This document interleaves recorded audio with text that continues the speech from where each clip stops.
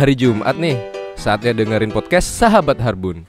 Podcastnya Rumah Sakit Harapan Bunda, Lampung Tengah.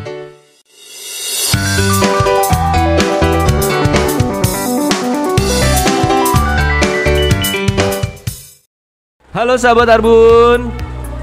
Jalan-jalan membeli sabun ke toko baru bersama dia. Selamat datang di podcast Sahabat Harbun bersama saya Sodik Abdillah. Yeay. Oke Sahabat Harbun, pada podcast hari ini kita akan membahas tentang kenapa sih harus ke IGD ya. Di sini sudah ada kedatangan bintang tamu, bukan bintang tamu ya, narasumber yang sangat spesial, yang tidak asing lagi, tidak lain tidak bukan, yaitu Dr. Ahmad Farizal ya. Beliau dokter umum di IGD Rumah Sakit Harapan Bunda, Lampung Tengah ya, Lampung Indonesia pasti. Lampung Tengah Indonesia ya. Selamat datang dokter. Terima kasih Kak. Ya. Halo Sobat Harbun. Dok, gimana kabarnya dok? Sehat dok? Sehat, alhamdulillah sehat. Ya dok, ini pertama kali ya dok ya masuk di podcast Sahabat Harbun ya? Wah ini baru pertama kali. Pertama kali ya? Menarik gimana sekali ya. Dok perasaannya dok? Deg-degan kayaknya. Deg-degan ya. Saya juga pertama kali sih sebenarnya dok. Iya. Jadi kita sama-sama pertama dok ya. Iya. Jadi ini momen spesial ya. Bisa dianggap momen istimewa ya. Benar-benar spesial banget dok. Ya. Ini kita tema hari ini yaitu membahas tentang kenapa sih harus ke IGD ya dok ya? Kenapa harus ke IGD? IGD itu kan sebenarnya instalasi gawat darurat ya dok ya? Iya, instalasi gawat darurat. Di situ kan udah ada kata-kata gawat dan darurat dok. Ya. Sebagai orang awam mungkin orang-orang mungkin takut ya, serem gitu lah. Ya, serem ada dengar-dengar kata gawat dan darurat. Boleh nggak sih dok jelasin tentang IGD itu sebenarnya gimana dok? Sebenarnya UGD itu salah satu unit dari rumah sakit ya. Di setiap rumah sakit memang harus mempunyai UGD. Jadi unit UGD itu adalah kepanjangan dari unit gawat darurat. Yang benar tadi kata Kak Sodik tadi jelaskan. Nah, jadi fungsinya adalah untuk meningkatkan pelayanan dari segi pasien-pasien yang mungkin membutuhkan tindakan ataupun membutuhkan pengobatan yang harus cepat dilakukan. Karena tidak semua penyakit itu harus menunggu di poli. Tidak harus di poliklinik, tapi ada penyakit-penyakit yang itu dapat menyebabkan kematian dalam waktu yang singkat jika tidak ditangani dengan baik dan benar.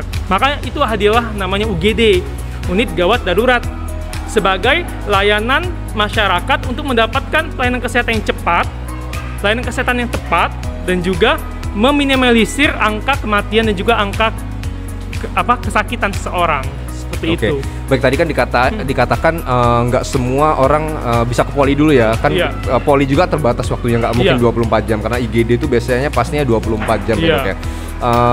Dengar-dengar kata-kata gawat tadi dok yang masuk tadi. Kalau gawat dan darurat tadi, boleh nggak sih dok kita klasifikasiin apa sih keadaan-keadaan yang gawat dan darurat gitu dok? Oke. Jadi pada keadaan gawat itu beda ya, gawat dengan darurat itu jelas hal yang berbeda. Tapi bisa jadi satu di beberapa pasien seperti itu. Contohnya kondisi gawat. Kondisi gawat itu seperti contoh orang kena serangan asma. Nah kalau orang kena serangan asma itu dia kondisinya gawat. Kenapa? Karena asma itu kan sesak napas, napasnya bisa terhenti, bahkan napasnya bisa nanti berhenti gitu ya? Berhenti. Karena penyempitan saluran napasnya, sehingga membutuhkan yang namanya penanganan yang cepat. Nah seperti asma itu termasuk kondisi yang gawat, bisa juga menjadi kondisi yang darurat, seperti itu, gawat darurat. Nah jadi gawat itu adalah suatu hal yang harus ditangani segera saat itu, membutuhkan pertolongan. Contohnya ada orang yang tiba-tiba kesadarannya turun. Nah, itu termasuk ke gawat. Seperti itu. Lalu darurat seperti apa sih? Nah, darurat ini ya memang bisa dianggap di bawah gawat ya. Dimana kalau darurat itu contohnya orang nyeri perut. Dia sudah berobat tuh ke klinik atau kemana sebelumnya. Tapi nyeri perutnya waktu siang memang enakan, waktu malam bertambah. Gak mungkin dong ditahan sampai pagi. Nah, itu namanya kondisi darurat. Dia harus ke rumah sakit. Kenapa? Dia harus, walaupun dia itu cuma mah ya, nyeri yang kita anggap sepele, kita kan nggak tahu tuh. Nyeri perut itu, perut ini dalamnya banyak. Ada ginjal, ada hati, ada... banyak ya dok ya? Banyak, ada usus, benar. Kita nggak tahu loh. Jadi, kalau ada keluhan nyeri perut, terus dia sudah berobat, terus perut nyerinya tuh seketika ataupun nyerinya itu sudah lama, ya silakan saja datang ke UGD. Kita akan menerima semua pasien. Semua pasien, jadi nggak harus yang mau mendekati kematian aja, tapi semua pasien kita bisa terima. Ya? Karena kita tahu namanya sakit, namanya nyeri, setiap orang tuh beda-beda. Benar. Nggak semua sama. Ada yang mungkin kalau Hercules iya ya, pahlawan Iya, Yunani, benar-benar. Hercules ya, mungkin dia bisa tahan nyeri ya. Bisa tahan nyeri, Tapi kalau manusia seperti kita, manusia biasa, Iya, ya otomatis punya ambang nyeri seperti itu, Oke. Mas. Oh, berarti tadi banyak lah kasus-kasus di luar sana. Itu juga bukan terkait ini aja dok ya, badan-badan juga ya. Maksudnya kayak misalkan mata gitu. Itu Iya. juga bisa ke IGD dok ya? Ya bisa untuk Bisa. semua kasus Oh, yang semua kasus ya? semua kasus kita tangani seperti itu. Berarti kalau misalkan nih dok, di luar sana ini ada nih mereka yang takut ke IGD nih karena nanti malah divonis aneh-aneh nih. Oh iya. Gimana sih dok sebenarnya kalau yang masyarakat yang bilang seperti itu dok? Kita nggak langsung main ponis-ponis ya, nggak boleh ya. Kita semuanya punya bukti, jadi kita berdasarkan kertas. Kalau kata orang itu hitam di atas putih, Benar, bahasanya gitu. Jadi ketika pasien datang nggak langsung kita bilang anda ini tidak. Tapi ketika pasien datang akan diterima dulu sama perawat. Benar-benar. Sama ada kalau misalnya ada customer service juga ya. Benar-benar, jadi ada ya. yang menemani, kita beri teh, kita beri minum, keluarganya kita nanti ada bagian administrasi yang menjelaskan tentang keuangan kayak gitu. Jadi tidak serta-merta pasien tuh langsung Diponis gitu enggak ya? diponis tidak. Iya, Jadi melayani alur dulu. Yang itu Iya, semuanya berjalan cepat karena namanya UGD harus cepat. Harus cepat ya? Harus cepat, nggak boleh lambat-lambat. Benar-benar. Kayak Takutnya gitu. malah terlambat, malah Iya, jadi fatal ya dok ya? Iya benar. Cepat tapi tepat ya, nggak boleh cepat, Oh ya cepat aja. tapi tepat ya, Iya. cepat dan tepat. Jadi nggak boleh asal-asalan juga ya. Iya. Harus cepat tapi ternyata nggak tepat berarti nggak boleh juga. Terus apa lagi? Ramah dan peduli. Ramah dan peduli, Nah, itu benar, penting itu. benar. Ya karena namanya pasien sakit kan. Benar, Kalau benar. dia kesakitan, kita juga mukanya tinggal mukanya gitu ya, aduh, aduh, nambah benar, sakit. benar. Iya. Bagi orang awam kan kita namanya ke rumah sakit nih takut ternyata di petugasnya juga ternyata galak-galak gitu tuh juga malah buat nggak nyaman dok ya. Iya, malah Berarti buat nggak nyaman. Benar, berarti di rumah sakit kita ini dok ya semuanya ramah-ramah peduli dok ya, termasuk dokter. Semuanya ya dok Semuanya. ya. Semuanya ramah dan peduli. Jadi pasien yang datang juga nggak dibuat takut gitu kayak. Nggak takut. Nggak takut ya, benar dok. Baik dokter. Dokter udah berapa lama nih di IGD dok? Kalau untuk di rumah sakit sudah sekitar 8 atau 9 bulan. 8-9 bulan pasti udah banyak banget ya pengalaman dok ya? Ya sudah Pengalaman. hampir banyak ya. Benar. Bedanya sih dok, kalau IGD di rumah sakit lain mungkin dan di rumah sakit kita itu apa dok? Kalau di rumah sakit kita ini lebih enaknya itu administrasi itu bisa disusul. Oh gitu, Seperti jadi itu. pasien datang langsung dilayanin dulu gitu ya? Layanin dulu lah. Oh, layanin dulu. Kita selamatkan nyawanya, administrasi nanti gitu. Bener. Itu bisa kita atur seperti itu. Nah, berarti pasti, yaudah yang penting datang dulu, langsung dilayanin dulu, Iya. diperiksa dulu, Iya. ya nanti urusan administrasi udah nanti. Yang penting Iya. pasiennya selamat dulu ya dok ya? Iya. Intinya itu ya? Iya. Karena emang semuanya harus selamat dulu. Selamat dulu, iya. Nanti administrasi bisa menyusul masalah dia pakai. Ya harga uang nggak sebanding sama harga Bener, nyawa. Sehat itu mahal ya dok ya? Seperti itu, iya. Sehat itu mahal benar-benar. Pengalaman nih dok, selama pengalaman menarik ya tentunya ya, yang ditemuin Iya. dokter di IGD itu apa dok? Kalau pengalaman menarik di UGD itu banyak sih ya, Iya. Mas ya. Jadi pengalamannya itu yang pertama kita kadang kasihan dengan pasien yang datang dengan kondisi sudah di akhir. Di akhir, maksudnya sudah mendekati lah ya? Sudah memburuk. Oh, udah memburuk ya, baik. Padahal setelah kita telusuri, kita tanya-tanya, ternyata diendapkan di rumah. Oh gitu. Iya, jadi mungkin karena kebanyakan- dia takut gitu ya? Iya. Atau males?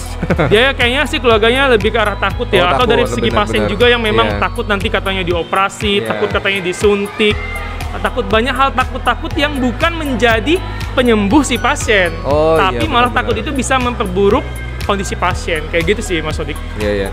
Tapi kan di luar sana tuh kan mungkin mindset orang itu beda-beda dok ya. Mungkin ada yang misalkan sakit sedikit langsung dibawa ke rumah sakit. Iya. Atau sakit sedikit malah yaudahlah mungkin masuk angin dikerokin dulu ya, atau misalkan sakit ya udah ke dukun dulu lah ibaratnya. Iya. Masih banyak kan yang mindset seperti itu kayak karena emang mereka malas ke rumah sakit. Iya. Itu sebenarnya boleh nggak sih dok misalnya keadaan-keadaan yang gawat darurat tadi namanya dikerokin dulu apa ke dukun dulu gitu dok? Sebenarnya tidak dianjurkan. Tidak dianjurkan ya? Karena kita sudah punya layanan di rumah sakit seperti Benar, itu. benar, Rumah benar. sakit pun ya banyak tersebar, ataupun klinik lah minimal ya. Tidak perlu rumah sakit misalnya rumahnya jauh, ke klinik atau puskesmas ya silahkan. Seperti itu memang, tapi namanya juga strata ya, di Indonesia ini punya strata. Benar, ya. Jadi ada klinik, puskesmas, nanti naik ke rumah sakit. Benar-benar. Rumah sakit Ada juga tingkatannya dong, tipe-tipenya ada juga. tingkatan-tingkatannya ya, seperti itu. berarti. Jadi ya tidak selalu harus kita datang disesuaikan dulu. Yang penting Iya, kita benar-benar. butuh bantuan dulu. Kita selamatkan dulu pasiennya, kita stabilkan pasiennya, baru kita cari solusi-solusi atas penyakitnya, seperti itu sih Mas. Baik, dok. Biasanya kegiatannya itu apa aja sih, dok, kalau misalkan pasien baru datang terus kan tadi bilang langsung dilayanin tuh apa sih, dok, yang dilayani itu sebenarnya, dok? Misalkan pasien datang kecelakaan tuh, dok. Iya. Kecelakaan berdarah-darah, dok. Misalnya kepalanya nih berdarah-darah, dok. Itu biasanya gimana sih, dok? Iya. Paling penting di UGD itu adalah cek tanda-tanda vitalnya. Jadi cek kesadarannya pasien. Kesadaran dulu ya, berarti datang apakah dia sadar atau enggak gitu ya? Tidak. Oh iya benar. Lalu tanda-tanda kehidupannya gimana? Jadi tanda-tanda kehidupannya itu gimana? Bagaimana tensi darahnya, suhunya, nadinya, pernapasannya. Atau kalau dalam bahasa medis konsep ABCDE. ABCDE. Ya, airway, pernapasan, breathing. Ya, breathing itu untuk pernapasan dia, airway itu jalan napasnya, lalu C itu sirkulasi, tensi darahnya. Tensi darahnya itu masuk juga ya. Masuk lalu yang D itu kita lihat ada nggak pendarahan kalau dia kecelakaan. Oh iya. Nah, jadi kita bisa tutup dulu atau kita balut tekan. Jadi tergantung dari kondisi pasiennya. Tergantung pasien. Yang pasti kita di UGD intinya adalah menstabilkan pasien. Menstabilkan pasien, dok, ya. Oh, jadi apakah dia nanti bakal dirawat lebih lanjut atau apa dia udah sembuh pulang itu bukan di IGD berarti ya? Itu lanjutan dari IGD ya? Bukan. UGD itu hanya untuk stabilisasi, untuk masuk ke ruang rawat inap. Jadi kita pastikan dulu pasiennya untuk stabil, untuk tidak ada tanda-tanda yang gawat. Nah, itu baru nanti kita oper atau kita kembalikan ke ruangan. Jadi memang ada beberapa pasien yang menunggu agak lama di UGD, itu bukan ditelantarkan, tapi untuk menunggu stabil dulu, memastikan pasiennya stabil. Karena di UGD itu layanannya cepat, alatnya juga lengkap, jadi kita bisa lakukan tindakan kalau memang membutuhkan tindakan yang cepat. Benar. Oke, jadi kalau di IGD itu kalau lama tuh berarti bukan menelantarkan pasien sebenarnya ya, tapi itu nunggu pasien stabil dulu ya, nunggu stabil. Berarti observasi lah ibaratnya, dok ya.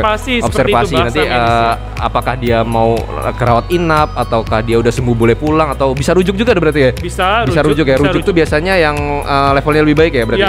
Kita sesuaikan dengan kondisi pasiennya. Kondisi pasiennya ya, yang fasilitasnya lebih lengkap biasanya ya. Fasilitasnya kita sesuaikan dulu. Oke, baik di situ. Bisa nggak sih, dok, kalau misalkan pasien itu ya ternyata dia harusnya sarannya dirawat nih, dok, sama dokter. Kan pasti ada tuh kriteria yang harus dirawat. Ternyata pasiennya tuh kekeh mau nolak tuh, dok. Nggak mau dibawa pulang aja. Itu gimana tuh, dok? Kalau kita pasti paham ya, kalau orang sudah datang ke UGD itu pasti ada kondisi yang tidak bisa ditangani dengan obat-obat di rumah. Apalagi di Indonesia itu pasti yang namanya pengobatan mandiri itu banyak dilakukan sebelum ke rumah sakit. Itu sudah jadi penelitiannya, sudah rumah sakit udah terakhir gitu ya. Sehingga kita paham banget kalau mereka ke rumah sakit itu pasti kondisinya sudah tidak bisa ditangani lagi di rumah, dan memang perlu sekali untuk kita tangani. Jadi kalau mau ya harus dirawat,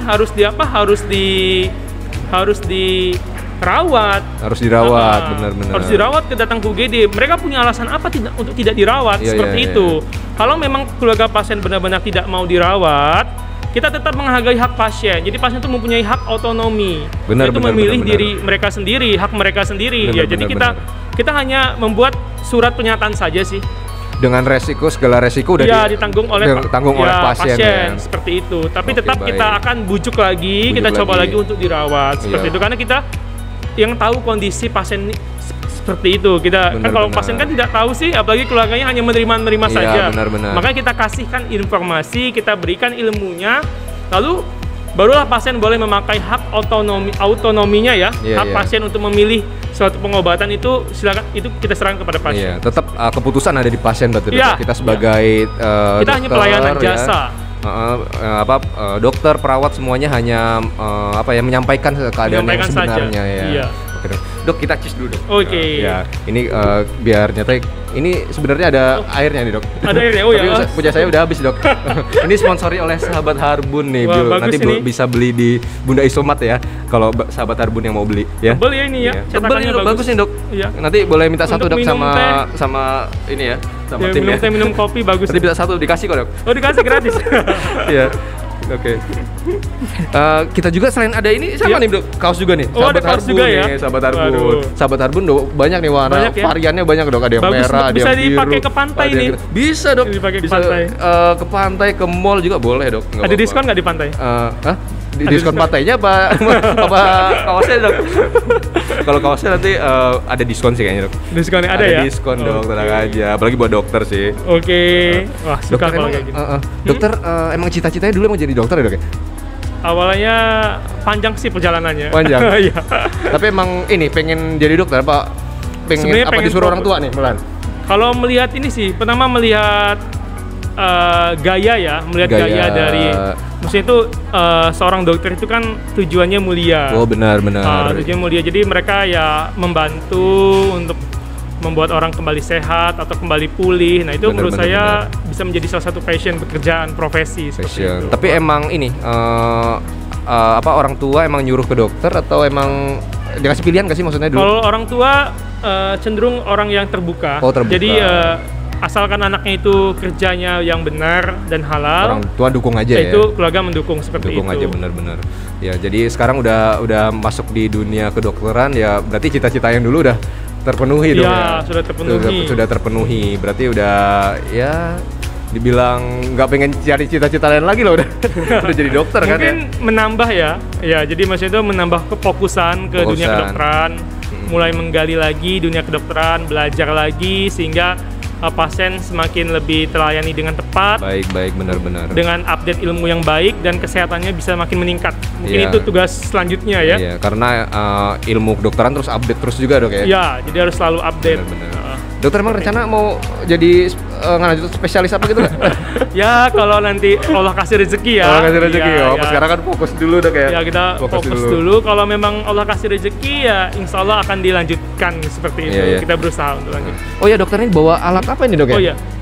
Boleh dijelasin dok? Oh ya, ini namanya pulse oximetry. Ya. Pulse oximetry. Oh ya, ini pengukur kadar oksigen dan juga mengukur kadar detak jantung atau nadi.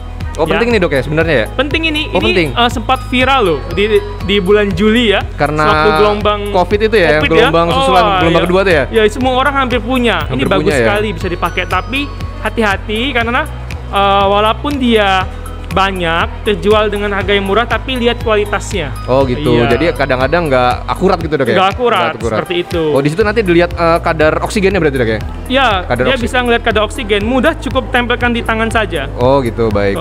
Cukup tempel. Ini penting kalau buat keadaan pasiennya seperti apa nih dok? Ini biasanya pasien-pasien yang sesak napas. Sesak napas. Ya untuk semua pasien sih kita pasang. Iya. Jadi kita mau tahu karena kita kan tidak bisa melihat kondisi paru ya. Iya, benar. Jadi kita bisa melihat kondisi oksigen saja yang dihirup oleh paru melalui pulse oximetry seperti itu. Oh gitu. Kalau misalkan ternyata nilainya turun nih dok dari ambang, terus gimana dok? Harus pasti langsung ke IGD apa bisa ditanganin di rumah dulu? Kalau untuk beberapa biasanya kalau di bawah Di bawah 90 ya. Di bawah 90 berarti nilainya. Di bawah 94 ya. Yeah. Di bawah 94 itu sudah masuk ke ranah rumah sakit sebenarnya atau klinik lah minimal dikasih bantuan oksigen dahulu seperti itu. Biasanya ya rata-rata pasien yang datang untuk saat ini ya bagus-bagus ya semua SPO-nya ya. Bagus semua ya. Tapi kita harus tetap mengecek karena kita tidak tahu ya. Kita tidak tahu. Jadi kita harus menduga dulu tuh. Benar. Jadi kita harus optimal dulu, harus sempurna dulu pelayanan kita. Benar. Oh ya dok, kalau di awam sana ya, di luar sana kan ada tuh malah keadaan-keadaan gini dok. Jadi pasien yang masih bisa teriak-teriak, ibaratnya masih mengaduh lah itu. Mengaduh itu malah mereka buru-buru bawa ke IGD, tapi yang diem aja nggak sadar dah, nyantai lah masih nggak adu-adu nanti aja. Terus bener salah apa nggak sih dok? Ya kita lihat dulu kasusnya seperti itu. Karena saya bilang tadi namanya ambang nyeri seseorang itu berbeda-beda. Oh iya benar. Ya untuk yang teriak-teriak mungkin dia belum pernah terkena apa gitu. Jadi dia belum ada pembanding anti nyerinya. Tapi kalau perempuan ya yang sudah melahirkan, dia sudah punya pembandingnya seperti itu. Karena nyeri melahirkan itu sampai angka 8 atau 9 saking nyerinya ya. Angka saking skala nyerinya sampai 8-9 dari 10 ya? Dari 10. Jadi sangat nyeri saat melahirkan. Jadi kalau perempuan mungkin dia punya pembanding. Bisa adu-adu tadi tuh ya? Tapi kan kalau misalkan yang diam aja tadi bisa aja penurunan kesadaran. Iya bisa aja, itu lebih bahaya. Malah lebih bahaya ya? Makanya semua kondisi yang memang memerlukan untuk perawatan lebih lanjut tidak sanggup dilayani silahkan ke UGD seperti itu. Jadi kita kan punya ronsen, kita bisa cek darah dulu, kita bisa cek tanda-tanda vital dulu, kita bisa berikan obat untuk membantu seperti itu. Jadi ya intinya UGD itu melayani secara paripurna lah kebutuhan pasien. Jadi memang benar-benar unit UGD di sebuah rumah sakit itu unit yang utama, layanan yang baik. Yang paling depan, makanya IGD itu selalu di depan ya, Iya, tempatnya Dok ya? depan, Nggak ada iya. ya? IGD di belakang ada ya? Nggak ada. Nggak ada ya? Nggak ada. Siapa tahu di belakang jadi ya muter gitu. Nggak ada ya? Nggak ada, kayaknya logistik ya. Oh, jadi IGD logistik ya? Tapi ada nggak sih rumah sakit yang nggak ada IGD? Nggak ada ya? Selalu ada ya? Hampir ada semua. Hampir ada semua, Rumah kecuali sakit. kalau klinik ya mungkin ya? Ya, kalau klinik rawat inap pun sepertinya ada ya UGD. Ada ya, walaupun dia cuma IGD sementara, Iya. IGD kecil lah ya. Jadi kecil, tapi tetap harus ada seperti itu. Oke, baik dokter. Tadi udah banyak nih kita udah bahas-bahas tentang IGD. Iya. Seru banget sih dok. Ya, ada nggak sih pesan-pesan terakhir ya? Bukan pesan-pesan terakhir sih, kalau pesan terakhir udah terakhir ya.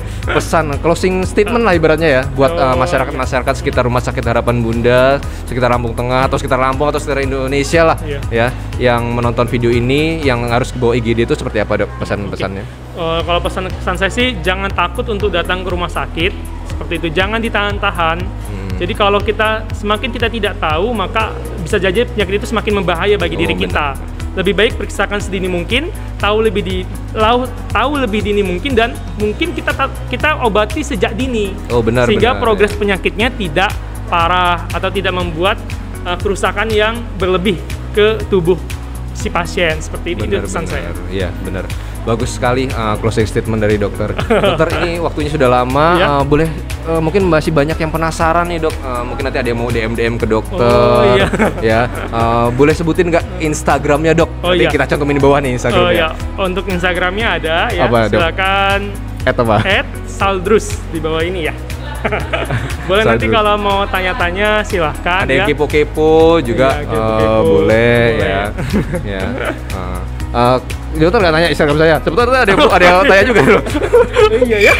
Silakan kalau mau yang podcast bareng Mas Sodik, hostnya ya, silakan lihat di bawah sini ya. Ya, Instagram saya ini ya di bawah ya, @sodikabdillah ya. Jangan nanti di bawah sini. Oke, saya punya pantun nih dok sebelum boleh, ditutup. silakan. Ya. Untuk penutupan ini ya. Buat penutupnya ya, makan malam mari kesini bersama jomblo kesana kemari. Itu tadi podcast hari ini. Jangan lupa follow sosmed kami di sini ya. Jangan lupa follow ya. Sahabat Harbun. Oke, sekian ya dok ya. Sekian. Ya, sekian podcast kita hari ini buat sahabat Harbun. Sampai ketemu di podcast selanjutnya. Dadah.